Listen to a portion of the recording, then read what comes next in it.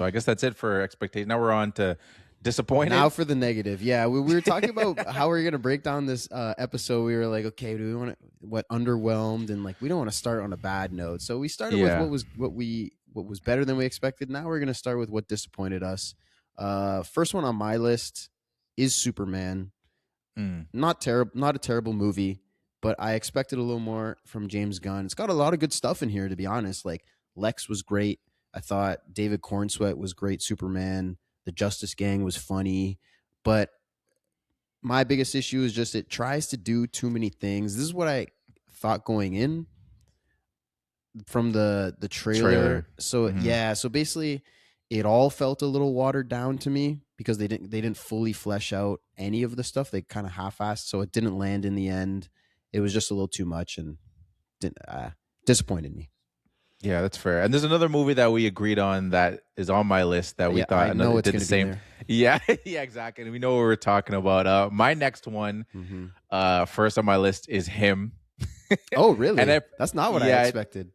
Yeah. Well, the other one that you're talking about, I'm still gonna. Okay, we already know what it is, yeah. but it's coming.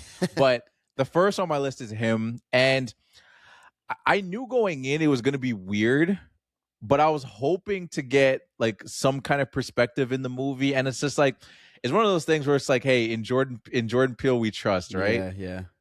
I had faith, but like now I don't got faith.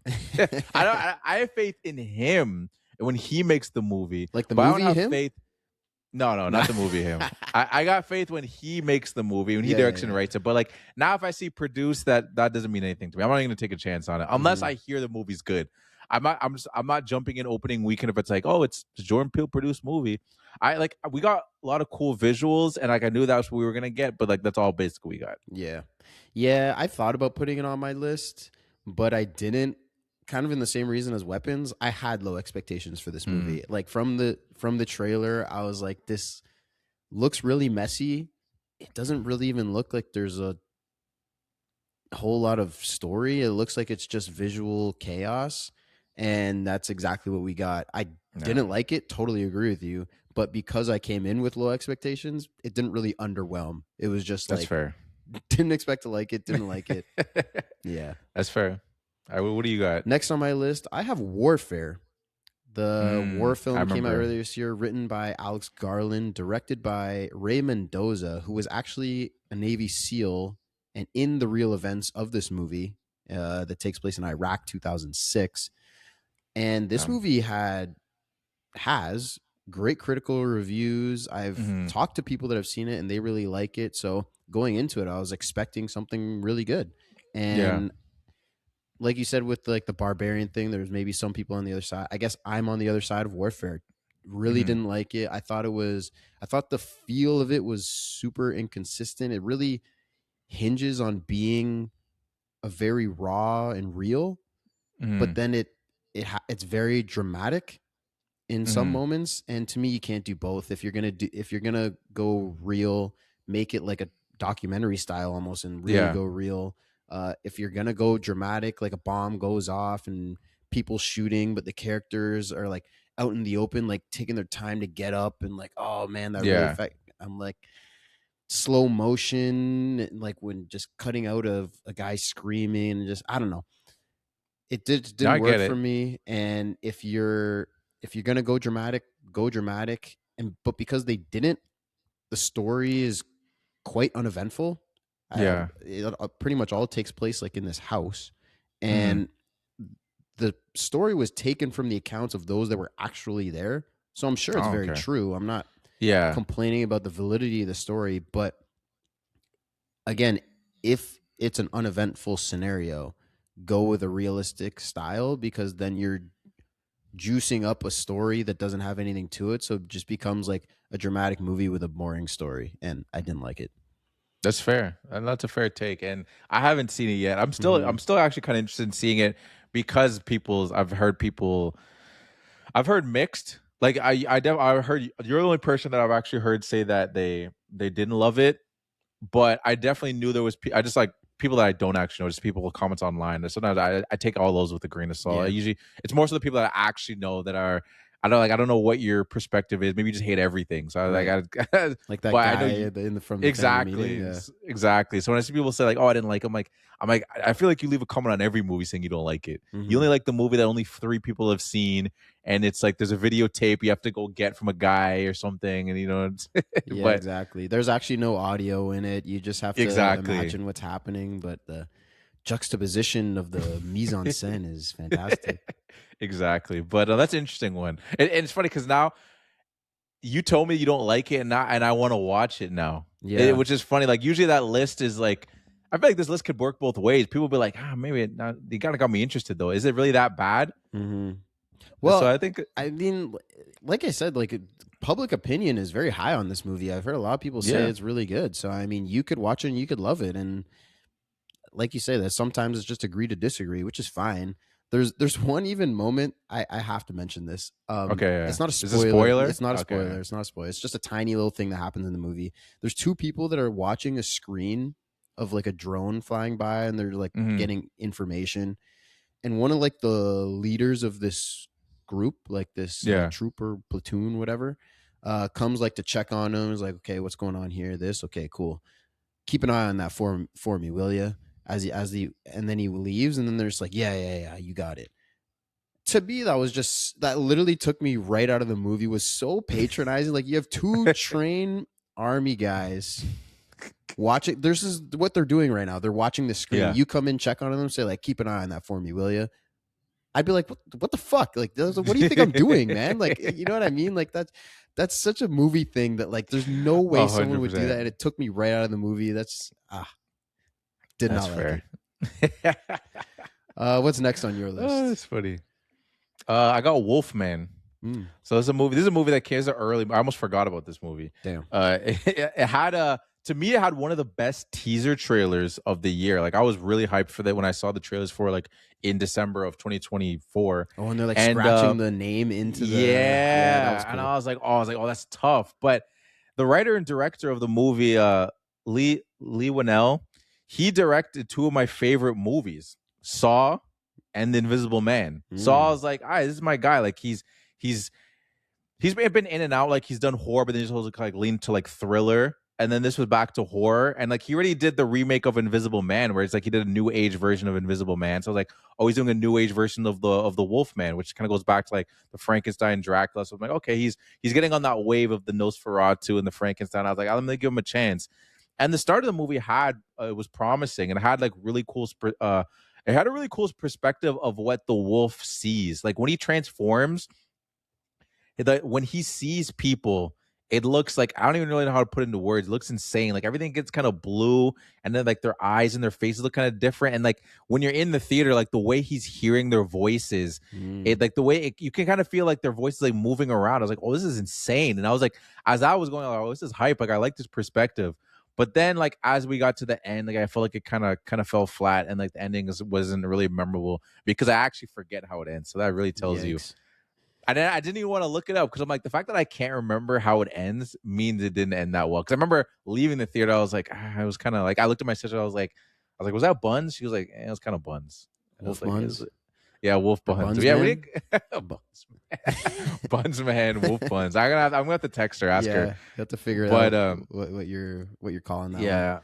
I felt underwhelmed walking out of it. Unfortunately, didn't see that one, so I don't really have any interesting perspective to add. The only one thing I'll say is that I saw, because you're talking about like there was a Frankenstein movie this year, and there was a Nosferatu, and Wolfman. There's a Dracula movie coming out. Oh yeah, I did see next that year. So like we're fully in the monster. With Christoph Waltz is in it too. That's literally what I was gonna say. I was like, bro was just in a Frankenstein movie, and now he's in a Dracula movie. He's gonna be in the next werewolf movie, or he's gonna be in I don't know, what's another monster? He's gonna be in a mummy we're getting a Brides. We're getting a Frankenstein's Bride. Is Christoph Waltz in that one too? I don't know, but it's Christian Bale's in it. He's the Frankenstein. Yeah. We're getting a werewolf movie, but Robert Eggers is doing it. That one's probably gonna be done right. That one I have faith in. That's coming up. That's got Willem Dafoe, Werewolf. His guy. I think so. Yeah. I don't know. And I don't know who else is in it either. But yeah, that's Wolfman. Just disappointed because had hype. I trusted in directors and writers. When I like your work, I'll go check your stuff out, man. I'm loyal like that. Of course, it's a director's industry, and you're right. Yeah, sometimes they miss. Next on my list, I have Materialists. You mentioned it earlier. That, just like you said, this is a director that I really like. It was Celine Song's rom-com starring Dakota Johnson, Pedro Pascal, and Chris Evans.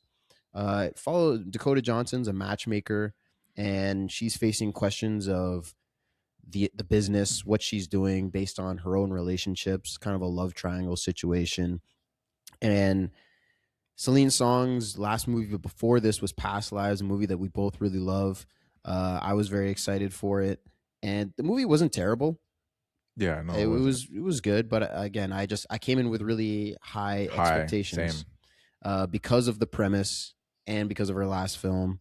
It lacked some of the subtlety of the first one. You know, the first one, she introduces this question, presents like two options almost, and then kind of lets us sit with it and think about what we would do in that situation.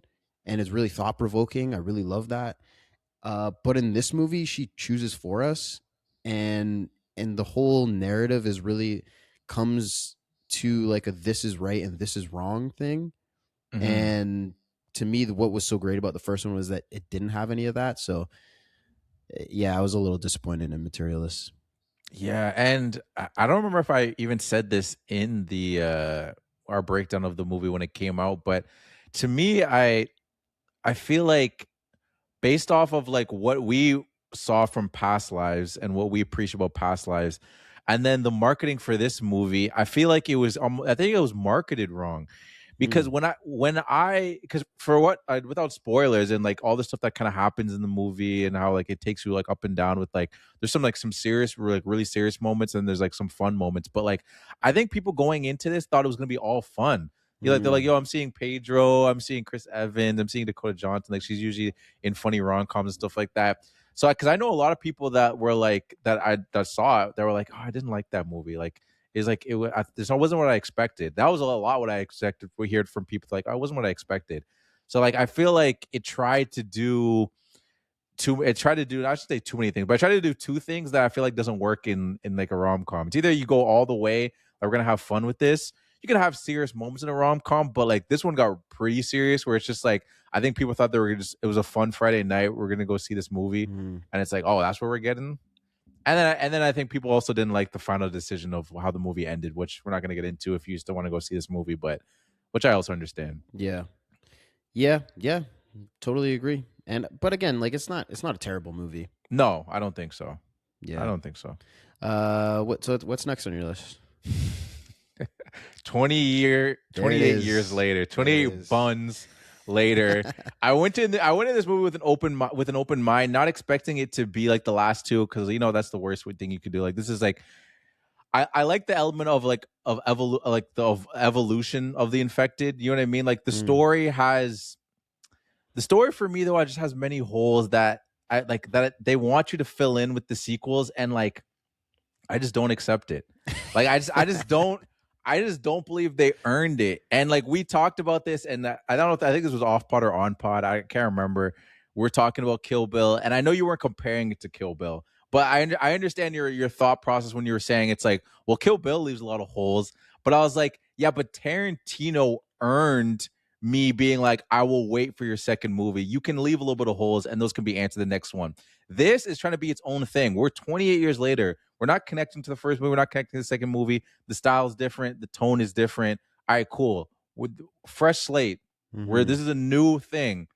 You haven't earned anything for you to be like, hey, wait for the second one. No, make the first one good and maybe leave a little less holes. That leads me to the second one. To me, there were just too many where I was like, don't worry, this and this and this. You'll get all these answers as we keep going. I'm like, no, that's not what we're doing here. This isn't a TV show.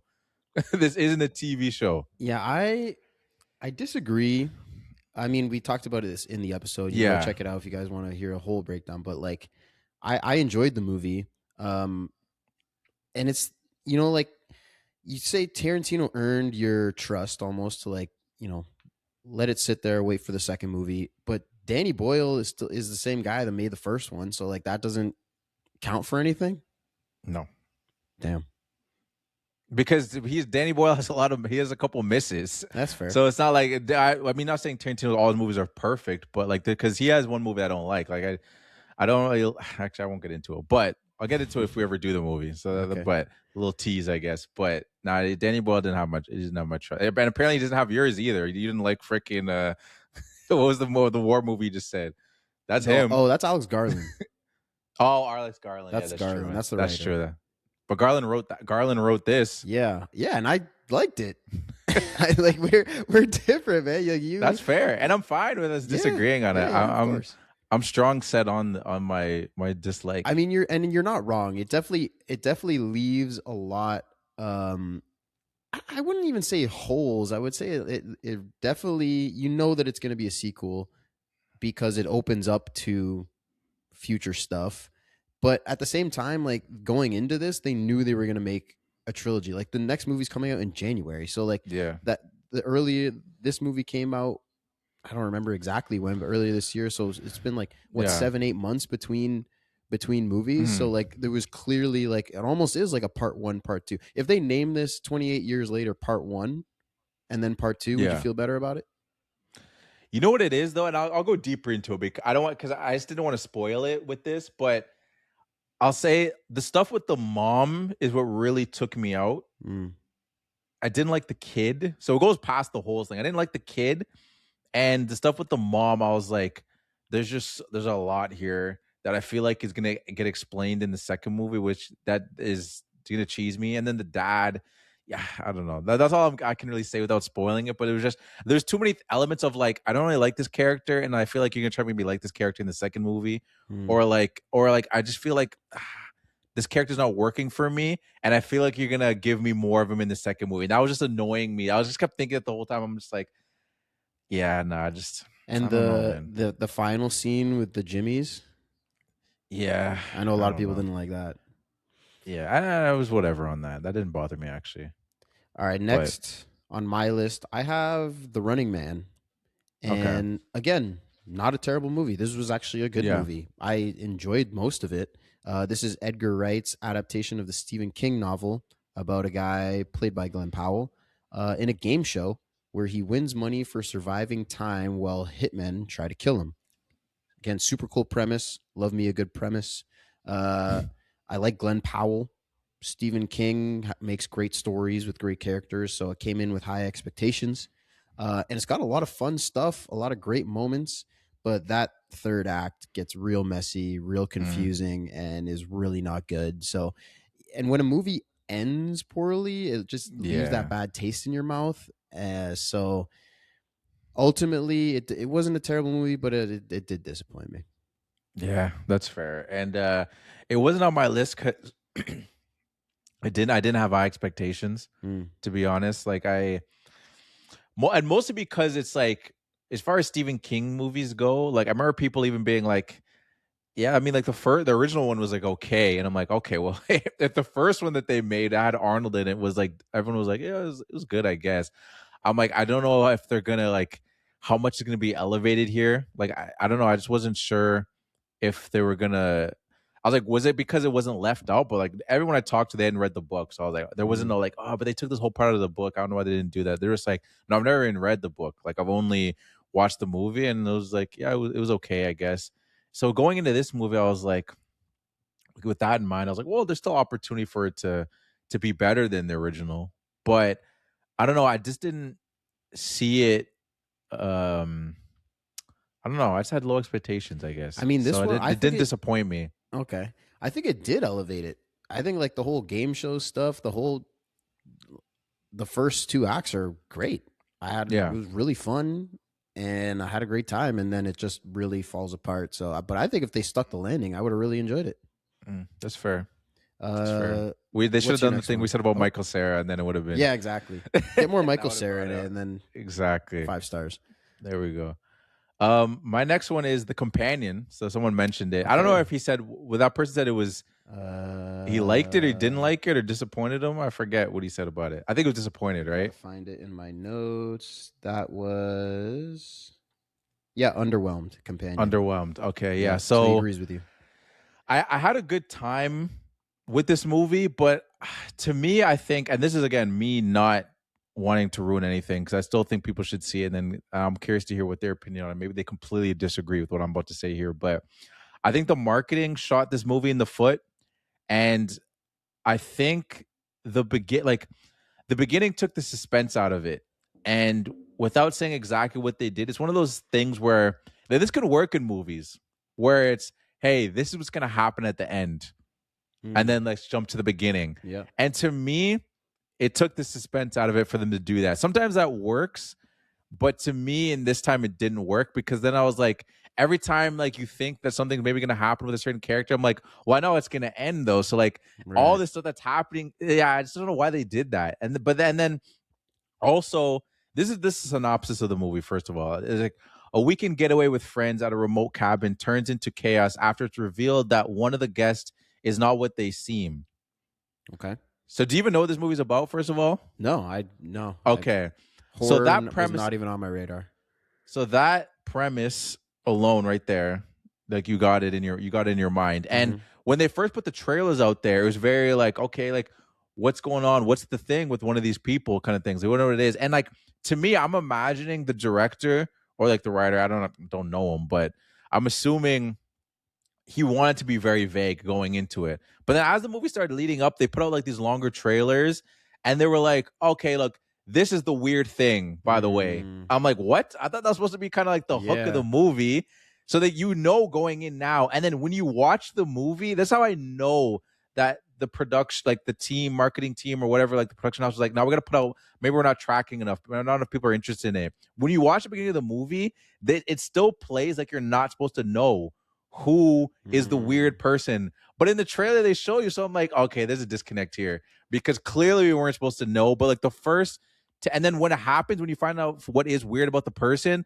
then you're like, well, yeah, I saw that in the trailer. But everyone acts surprised. And I think you're supposed to be surprised too. I'm like, what the fuck did they do to this movie? This is why I hate trailers sometimes. I'm like, I wish I didn't see that second trailer because they showed you what the surprise was. Because I guess they thought like, okay, you guys need to go see what's crazy about this. Like, it still works if you know the surprise is, but like it takes a little bit off of it. And then the reveal of like, this is what happens at the end. But let me show you how we get there. And I'm just like, you didn't need to do that. You could just brought us into it and then us get to the end. Like sometimes that works, but like that means the rest of your story can't be relying on suspense. Yeah. Because there is no suspense. We know what happened, right? And your trailer thing, I totally agree. It's like we're seeing that like Avengers, like Doomsday has like 4 different trailers coming out and like why? Like we're all going to go see this movie anyway. Like I get trailers are a marketing tool, but in this case, like you're building this movie up in marketing in so many other ways. You don't have to show me all of this stuff about the movie. They're showing me like characters that are coming back and like storylines they're going with. And I'm like, I don't want to see any of this. I hate it. I hate guess what? This person's coming back for Doomsday. Why couldn't that have been a surprise? Exactly. And like the people that you're telling that like this person's coming back, they were probably going to watch it. That's anyway. What I'm saying. You're not getting a casual with this. Yeah, like for companion, like you say, it's not MCU Avengers Doomsday, right? So you got to do a little people more. People aren't just lining up to go see this no matter what. So I give them a little bit of a break in that sense. You got to try and sell your movie, but like everyone's going to go see Doomsday. Everyone that's interested, and then the way that you make more money is making a good movie. And if you have these reveals and stuff, then the word of mouth is like, oh, you got to go see it. Like stuff happened. I don't want to tell you, but like, it's great. If you just give it all to us now, then like, why are we doing this? That's what I'm saying. I don't know. But hey, I'd still go, if you want to go watch a fun movie, it's on stream, you can watch it at home. You can watch Companion at home. I was just a little disappointed because I went to go theaters to watch it and it just kind of underwhelmed me a little bit, but it's still like a fun movie. It's funny. There's a lot of funny moments, and there is still some surprising moments in there. But I was just annoyed by the 2 things that they gave away. I'm like, I just don't give away anything. Like, I get it. I'm just like a movie sicko, and I'm just gonna go watch these movies anyway. So you got to get certain people that way. But I don't know. I feel like the first trailer was strong enough that it's just like, what is happening? Not so messy in like him kind of trailer.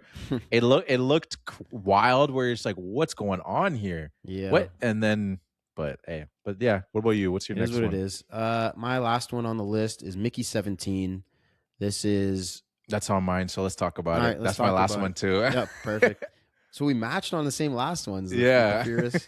Or you had another. Anyways, Bong Joon-ho, new Bong Joon-ho that came out this year. Again, director that I'm a big fan of. He's made a lot of good movies. I was really excited to see it. Robert Pattinson plays the man that gets reprinted after experimental deaths. And again, awesome premise. Love me a good premise. The trailer was actually really good too because it introduced that as the A plot.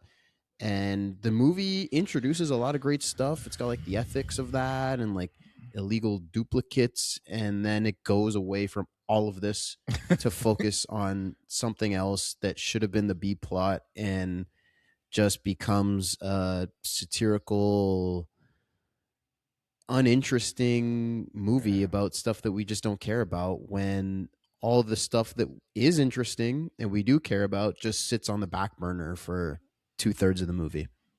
I was just waiting for some kind of surprise. You know what I mean? From the movies I've seen of Bong Joon, there's like twists and turns where it's just like, oh snap, like, oh okay, I didn't see that coming. But like this, I don't think I ever was like, oh snap. Like I feel like every time I was like, okay, I can see that happening. There's literally the one scene that, you know, I don't spoil it. Yeah, I don't want to say, but like, I don't want to say what happens, but like the scene in like the garbage disposal room. Oh, okay. Like there's stuff that's going on and people are coming and going and you don't know what's going to happen. And that stuff's great. And then, like I said, just, all right, let's do a 180, get away from all that good stuff. And like you marketed the movie as this guy's being reprinted and he's dying. And that's super interesting. And then that's just not what the movie's even about. So the marketing messed up. The movie itself is just a bad decision to go away from that stuff.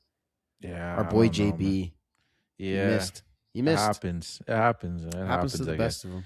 I haven't lost faith in him, obviously, but it was just I'll definitely check out his next movie, whatever it is. But hopefully he goes back to his roots. Not trying to put him in a box, but yeah, make another Korean movie, man. That's I'm not saying that's, I mean, most of his movies are. I think like a Host was the only thing that was kind of like, I think that was like a mix. There was some English in it and then there was some Korean in it. It went back and forth, but this was just all English. There was no Korean. I mean, Snowpiercer, he made all English, and like that's true. That movie was great. I don't think the language really had, because I feel like if sometimes like a language barrier is a thing, and if it's like, okay, maybe it's not, you could see like a weakness in the characters or something because it just doesn't hit over here like it does over there or something like that. But like this was literally just like plot decisions that he made that like transcends language. It was just poor decision. I think what I mean more about sort of like I think more culture. You know what I mean? Like the whole like, and again, this is what I'm saying. I don't want to put them in a box, but the whole aspect of like write what you know, go in the sense of like when it's closer. If it's something that's a little closer to like Korean culture, then you could be like, I definitely know how to tell this story. Like I can tap into more things. But I think maybe when it becomes more of this is also like a space like sci-fi movie, but it's also still kind of felt like it was a United States kind of thing for sure. So I think it was kind of like almost trying to tap into other people, like American culture, and be like, oh, I'm going to do my own version of this. And I was just like, like, I don't know. I feel like you're trying to do too many things. Like we're talking about, like, there's a thing about this class, there's morale, there's like immortality, kind of talking about like identity, leaning into like animal cruelty, but like it doesn't kind of lean into like anything. It kind of like taps into all over the place, kind of. Yeah. But hey. Yeah. That's still our guy, though. That's still our guy. I'll still be tuned in. Like you said, it happens to the best of them. It happens to the best of us.